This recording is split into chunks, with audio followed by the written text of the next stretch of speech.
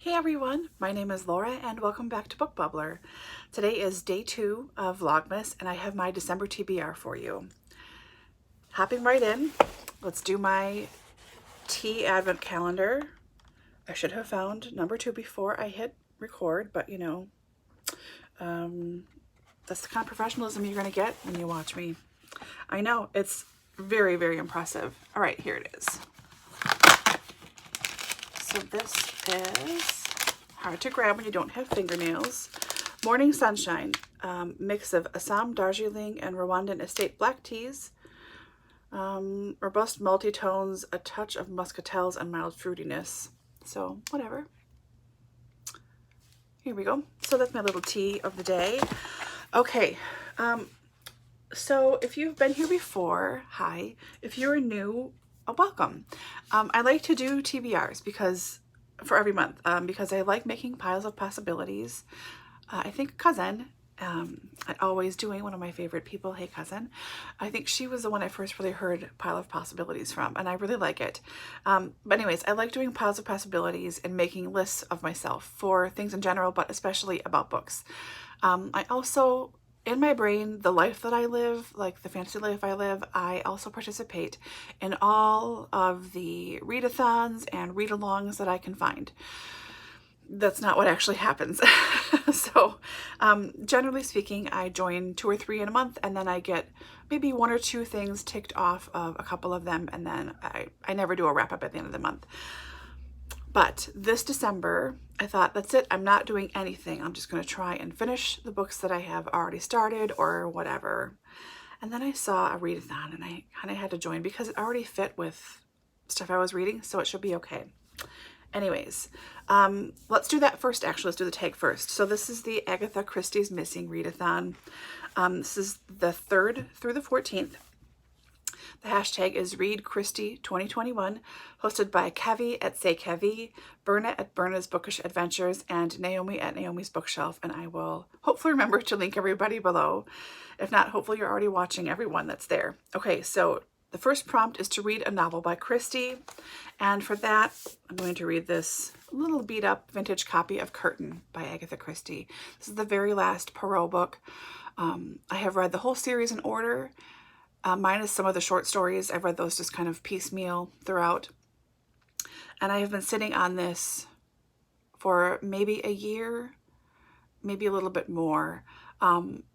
Agatha Christie, the TV shows, both with Poirot and with Miss Marple.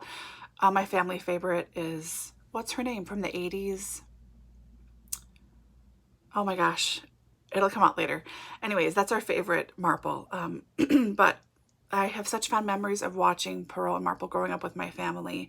So both series are very nostalgic for me. And Poirot especially reminds me of my dad. It's been 8 years now that he's been gone. And I started to read this twice. And it got to the point where Poirot was getting sick. And I lost it and couldn't hack it. And I stopped twice. So I am hoping that now I can actually finish this one and finish the series properly. If I cry, I cry. Like, it's okay. I cry with reading kind of on a regular basis. I cry at most things. I'm an emotional person, but I'm hoping sincerely, truly to read Curtain this month and finish this up. Tears be darned. Okay, prompt number 2. I'm going to put 2 and 3 together for this book. Okay, so prompt 2 is to read a Christie that does not feature Poirot or Marple. And number 3 is to read a Christie that takes place during bad weather. Now, okay, anyways, I'm going to read The Mysterious Mr. Quin, which is the start to The Mysterious Mr. Quin. I think it's just a duology or a trilogy. I don't know. But I'm going to start this. I'm going to read this. So obviously it does not feature Poirot or Marple, and it happens during bad weather. This is set around New Year's Eve, so I'm going to assume that at some point there will be a snowstorm somewhere. I know his car gets stranded some point, so I'm going to just lump this together with bad weather and a non-Poirot or Marple. I think this will fit, right? I think it will. Reading it anyways. Okay, so prompt number 4 is to read an Agatha Award winner. So there is the Malice Domestic Mystery Convention. are they a board? I'm not sure. They do a bunch of awards every year, literary awards. And at Malice Domestic, one of the awards is the Agatha Award. They have different categories. Is Malice Domestic and Agatha Award the same thing? Anyways, it doesn't matter. Laura, focus. To read an award winner. So I know I have a lot of mysteries. I'm a mystery person at my house. And I realized that my friend Erica won for Best First Novel in 2020. And I haven't read it yet, which is terrible. So this is Murder at the Mina House by Erica Ruth Neubauer, the start for her Jane Wonderly series. I have the second book. I don't know if there's a third. I haven't looked in probably 6 months. That's terrible. Sorry, Erica, if you're watching this. I'm sorry. But I'm really hoping to read this month. I love Erica. She's such a great person. She's so kind and wonderful. We met at a book event. Like, I just love Erica. And I know this is going to be really, really great. So I'm going to read this one. And I'm very looking forward to it. Okay, so number 5, which is the final official prompt, is to read a romance novel. So I don't know if everyone knows, but Christie wrote romance novels under the name Mary Westmacott. I do have all 6 of them, like 3 and 3 and compilation, omnibus, that's the word. But I don't think I'll be reading them. I'm kind of saving them for some other rainy day or project, not sure which. But I do read quite a bit of romance lately. That's the only thing that I have been able to finish. So I'm just pulling off the top of one of my many stacks of books that I meant to read earlier this year is the 4th in the Bridgerton series. This is Romancing Mr. Bridgerton with Colin and Penelope. I meant to start this in, I want to say March, and then I tried to read it again in September and October. Last month I didn't even try, and I really would like to get to this. So this might be a placeholder for something else if I don't get to this, but I really would like to get to this one, if at all possible, and keep that up. Okay, so those are all the prompts. The bonus is to read an adaptation. I know I have them on my shelves, but I'd have to go looking for them, and that seems like an unlikely prospect for December for me at this point in time.